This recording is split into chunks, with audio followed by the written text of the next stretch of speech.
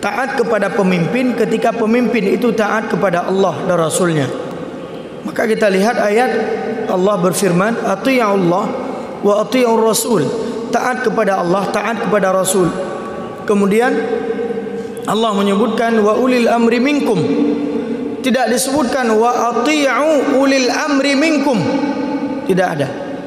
Sedangkan pada taat kepada Allah, taat kepada Rasul, ada kalimat athi'ullah wa athi'ur rasul, kemudian langsung kepada wa ulil amri minkum. Syekh Mutawalli Sya'rawi mengatakan ketaatan kepada pemimpin ini tidak mutlak karena terikat dengan ketaatan kepada Allah dan Rasulnya. Seandainya pemimpin taat kepada Allah, taat kepada Rasul, maka taatilah mereka ketika mereka taat kepada Allah dan Rasulnya.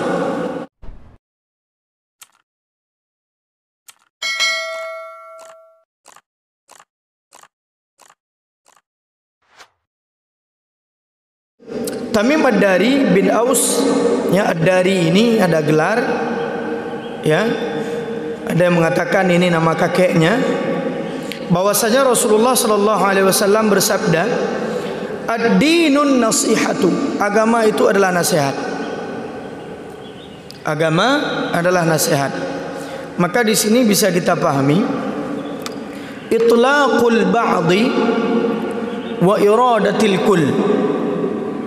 Menyebutkan sebagian namun ingin menyampaikan keseluruhan.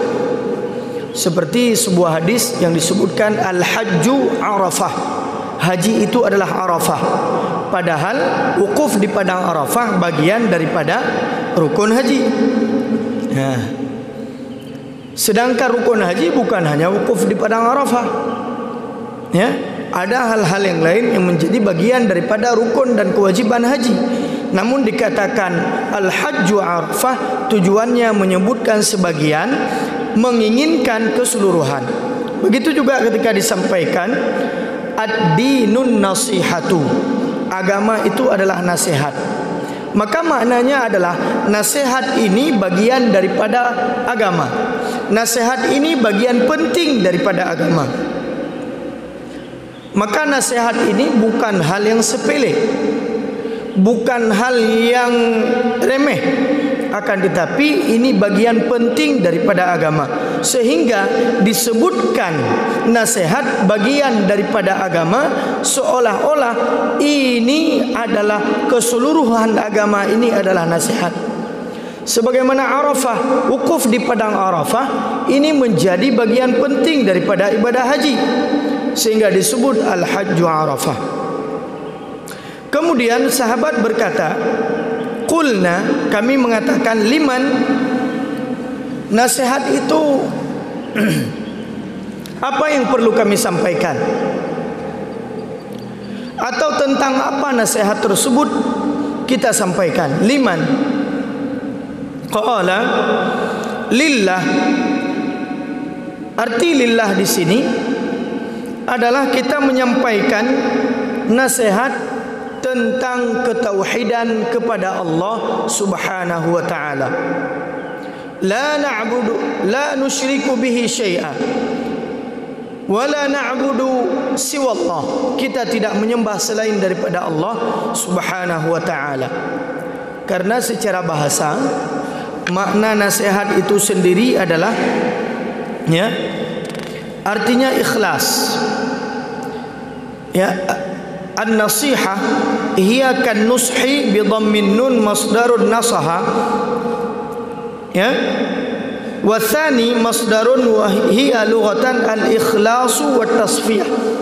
Maka nasihat itu secara bahasa artinya ikhlas.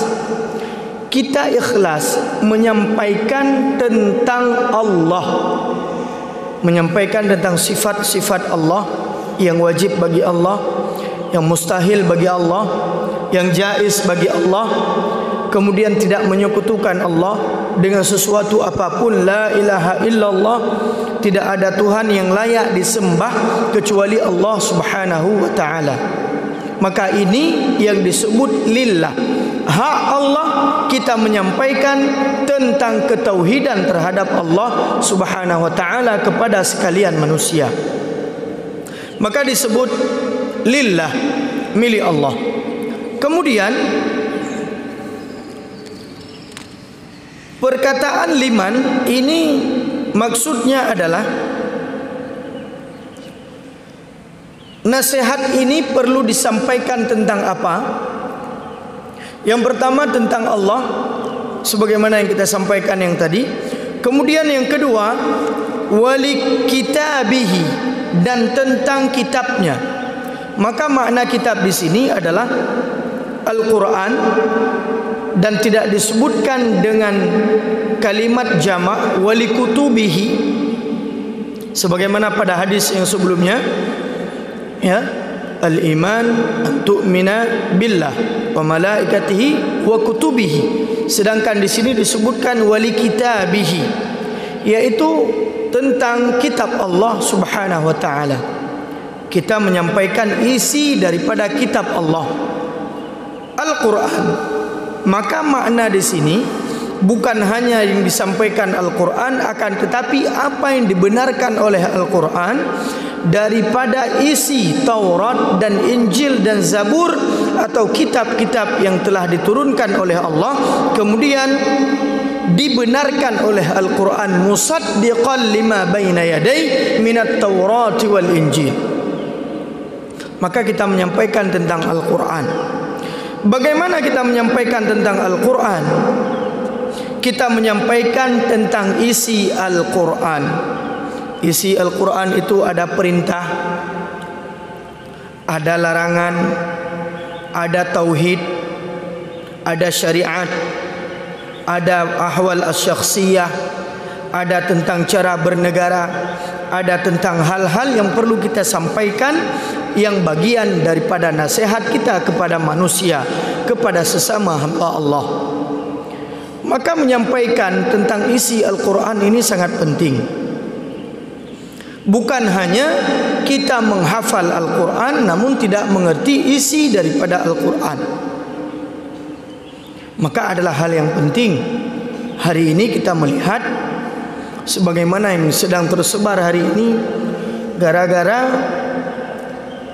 beberapa anak-anak yang sedang menghafal Al-Quran tiba-tiba mendengar musik, kemudian mereka tutup telinga. Ada yang mengatakan mereka radikal, ya, subhanallah, ya. Gara-gara itu blunyung radikal.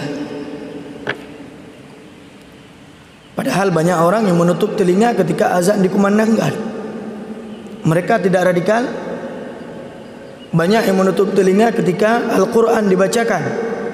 Bahkan dalam Al-Quran disebutkan, wa qala alladzina kafaru la tasma'u li hadzal Qur'an. Lalu mereka mengatakan, orang-orang kafir mengatakan, apa yang mereka katakan? Jangan dengar Al-Quran ini. Wal ghawfih, buat sendau gurau atau apalah yang melalaikan. La'allakum taghlibun, agar kalian itu mengalahkan suara Al-Quran. Maka hari ini coba lihat, tengok dengar temayang, ya tu genepot Honda beberaya. Tengok dengar temayang, tu urung turak dengan main bola. Tengok dengar temayang, urung ipai ke ipai hitar. Jadi banyak sekarang. Ketika Al-Quran dibacakan, mereka bahkan lebih radikal. Bahkan mereka memainkan sesuatu, melakukan sesuatu agar kita tidak mendengar Al-Quran. Lalu anak-anak yang hafiz sedang menghafal Al-Quran mendengar musik, kemudian mereka menutup telinga, dibilang radikal. A'udzubillah. Ini salah satu cara yang salah di dalam memahami bagaimana orang-orang yang sedang menghafal Al-Quran tidak ingin diganggu dengan hal-hal yang melalaikan yang lain.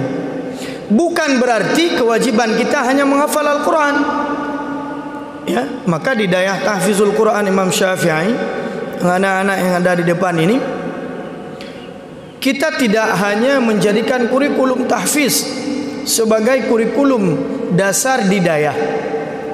Ini tidak boleh. Al-Quran wajib dipahami, tauhidnya, usulnya, syariatnya, fiqihnya, dan segala sesuatu yang merupakan bagian daripada isi Al-Quran. Maka di sini kita ajarkan tauhid. Bumufom intikul limang pleu. Bertaturi Allah, sifat 20 yang wajib Allah, yang mustahil, yang jaiz bagi Nabi, yang wajib, yang mustahil, yang jaiz. Maka ini wajib dipelajari oleh seluruh orang yang menuntut ilmu pengetahuan. Bagaimana dia salat, bagaimana dia hafal Al-Quran, sedangkan yang menurunkan Al-Quran, yang merupakan pemilik wahyu, itu mereka tidak mengenalinya. Maka di sini wajib belajar ilmu tauhid. Wajib kita mengerti tentang cara beribadah. Baik sampai roh tak gerhem dalam semayang. Gara-gara hana pasu dan nyok kata hafal hebloh ju. Begitu Allahu Akbar dah baca Al-Fatihah, ya, ketika solat subuh kita tidak hana pasu tak gerhem tanpa ada kepentingan, hanya untuk memperindah suara. Kon gara-gara hanjur led musuh, tapi gara-gara memperindah suara. Kita tidak paham fikih, maka ini juga jadi masalah. Pentingnya juga akhlak. Kita ajarkan akhlak dengan tasawuf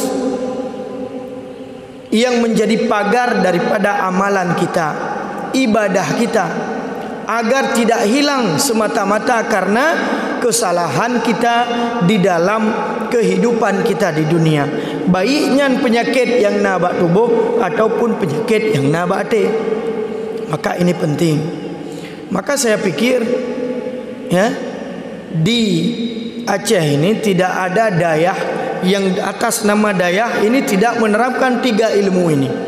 Tauhid, fikih dan tasawuf. Ini bagian daripada keharusan bagi mereka yang menjadikan dayah sebagai nama ma'had atau pesantren mereka.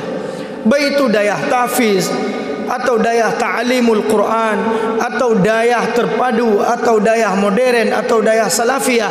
Maka ini merupakan suatu hal yang wajib. Di samping kita juga menganggap menghafal Al-Quran juga sesuatu yang tidak kalah pentingnya.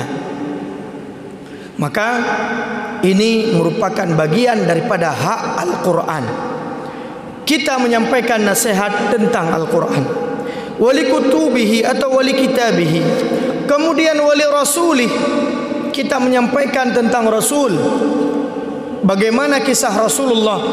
Ini mau datang maulid, enggak lama lagi ada yang kita menyambut kelahiran manusia yang paling baik, manusia yang paling, pokoknya paling. Tidak ada manusia yang pernah diciptakan oleh Allah sebaik daripada Rasulullah, seindah daripada Rasulullah sallallahu alaihi wasallam. Kalau tanpa Rasulullah, mungkin sampai hari ini kita tidak bisa menikmati indahnya agama Islam.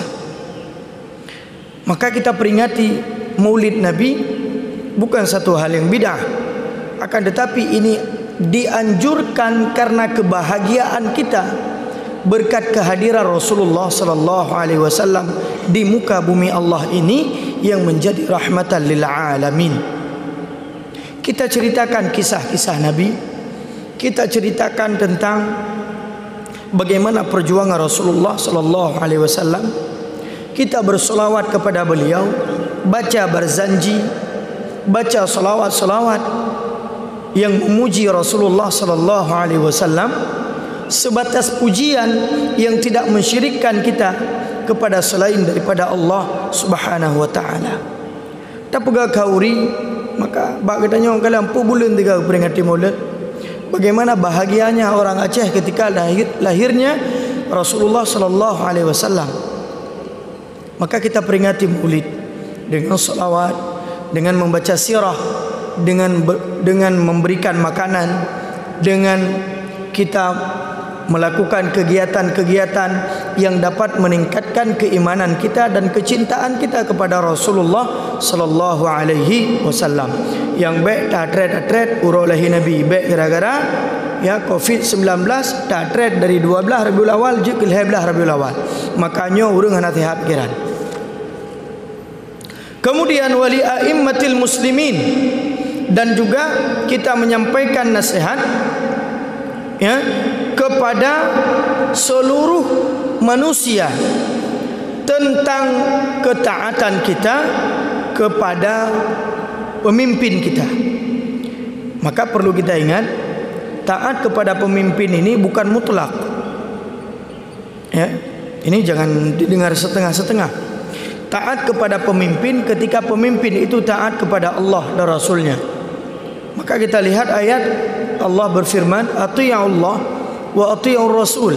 Taat kepada Allah, taat kepada Rasul. Kemudian Allah menyebutkan wa ulil amri minkum. Tidak disebutkan wa athi'u ulil amri minkum. Tidak ada. Sedangkan pada taat kepada Allah, taat kepada Rasul, ada kalimat athi'ullah wa athi'ur rasul, kemudian langsung kepada wa ulil amri minkum. Syekh Mutawalli Sya'rawi mengatakan, ketaatan kepada pemimpin ini tidak mutlak karena terikat dengan ketaatan kepada Allah dan Rasulnya. Seandainya pemimpin taat kepada Allah, taat kepada Rasul, maka taatilah mereka ketika mereka taat kepada Allah dan Rasulnya. La ta'ata li makhluqin fi ma'siyatil khaliq. Tidak boleh taat kepada makhluk ketika makhluk itu tidak taat kepada Khalik. Maka ketika pemimpin memerintahkan kita melakukan ketaatan kepada Allah dan Rasulnya, wajib ikut. Ketika pemimpin memerintahkan untuk tidak taat kepada Allah dan Rasulnya, tidak wajib ikut dan bahkan tidak boleh ikut. Ini pengertian daripada kita taat kepada ulil amri wali a'immatil muslimina wa ammatihim, dan seluruh umat Islam. Nasihat kita kepada mereka, kita berikan jalan baik kepada mereka. Kita arahkan mereka kepada hidayah Allah. Kalau mereka belum taat, ajak mereka untuk taat. Kalau mereka masih maksiat, ajak mereka untuk taat kepada Allah, meninggalkan kemaksiatan, bertaubat kepada Allah. Kalau mereka sudah taat, sudah mulai hijrah, ajarkan kepada mereka agama. Jangan mereka pahami agama dari jalan yang salah, sehingga banyak orang yang berhijrah ini memahami agama seolah-olah agama ini sangat keras, seolah-olah agama ini sangat ringan. Akan tetapi tidak. Agama ini adalah rahmatan lil alamin. Maka ajak mereka yang baru-baru berhijrah, sampaikan nasihat kepada mereka, berikan jalan kepada mereka bagaimana mereka belajar fiqih, belajar tauhid, belajar tasawuf, belajar Al-Quran, sehingga mereka bisa membaca Al-Quran dengan cara yang baik. Maka ini yang perlu kita sampaikan kepada seluruh umat Islam sebagai bagian daripada nasihat kepada mereka. Dan juga jangan pernah kita menasihati orang di khalayak ramai. Maka disebutkan oleh para ulama, ya, orang yang menasihati seseorang, ya, di depan orang lain, maka ini bukan untuk menasihati, tetapi ini untuk menghina. Maka ketika ada orang yang melakukan kesalahan, kita panggil, sampaikan kepadanya. Ketika orang lain tidak mendengar apa yang kita sampaikan, sampaikan, oh nyo betul je semayang dro ne, lanjut lagi nya.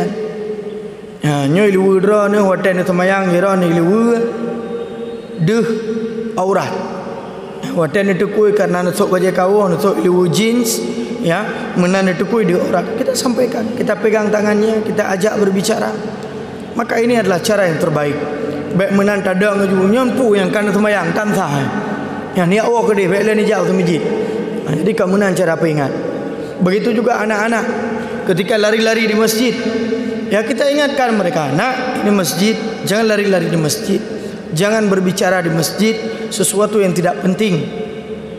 Ya, kita sampaikan kepada mereka dengan jalan yang baik. Baik li tahu saya ni mentad jamaah. Ya, ana li min ala jamaah. Nah, maka cara menyampaikan nasihat harus dengan jalan yang baik. Maka ini adalah bagaimana kesimpulannya yang disampaikan oleh Rasulullah sallallahu alaihi wasallam. Agama ini adalah nasihat.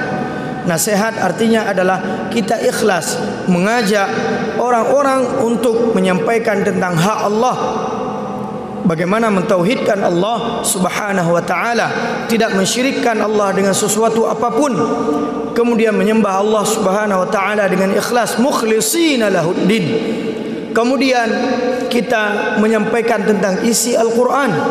Tidak hanya kita membaca Al-Quran, menghafal Al-Quran, tetapi juga mempelajari isi daripada Al-Quran, baik itu usulnya atau furu'nya atau hukum-hukumnya, perintahnya, larangannya. Maka ini bagian daripada hal yang wajib kita ajarkan kepada anak-anak kita di setiap pesantren atau di setiap sekolah, atau anak-anak kita sendiri yang merupakan bagian daripada tanggung jawab kita terhadap mereka.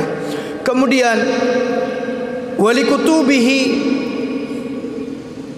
wali rasulihi, dan tentang Rasulullah sallallahu alaihi wasallam kita sampaikan sirah Rasulullah, berselawat kepada Rasulullah, sampaikan tentang meningkatkan kecintaan kita kepada Allah dan Rasulnya, apalagi di dalam memperingati dan menyambut maulid Nabi Muhammad sallallahu alaihi wasallam. Kemudian juga tentang ketaatan manusia terhadap pemimpin mereka ketika pemimpin taat kepada Tuhan mereka, kepada Rasul mereka, maka kita menyampaikan dan kita taat kepada pemimpin kita. Kemudian kepada seluruh umat Islam wa ammatihim, yaitu kita memberikan nasihat kepada sesama umat Islam.